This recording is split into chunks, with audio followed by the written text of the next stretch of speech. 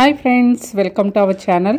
ఈరోజు మీకు కొత్త రకం ఆకుకూర చూపిస్తాను. ఇదైతే మామూలుగా కామన్ ప్లేసెస్లో కనిపించదనమాట. ఈ ఆకుకూర చూడడానికైతే అచ్చం పుదీనా ఆకులానే ఉంటుంది. పుదీనా కాడల్లాగే ఉంటాయి.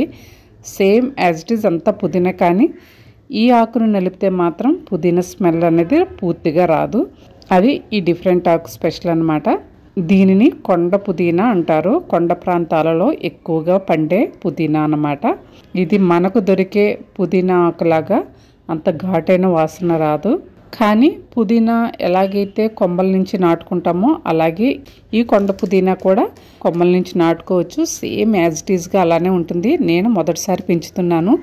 నేను అనుకోకుండా హార్వెస్ట్ చేసేసాను. ఆ తర్వాత గుర్తొచ్చింది, మన వ్యూవర్స్ చాలామందికి తెలియదు కదా. తెలియని వాళ్ళకి ఈ వీడియో బాగా హెల్ప్ అవుతుందని నేను చూపిస్తున్నాను అన్నమాట. చూడటానికి అచ్చంగా పుదీనాలాగే ఉంటుంది. కానీ ఆ ఆకు నలిపితేనే మనకి తెలుస్తుంది అన్నమాట స్మెల్. ఈ స్మెల్ ఎలా ఉంటుందంటే తులసి పుదీనా మిక్స్డ్ అన్నమాట. రెండు ఆకులు ఒకేసారి నలిపితే ఎలాంటి స్మెల్ వస్తుందో ఆ స్మెల్ వస్తుంది.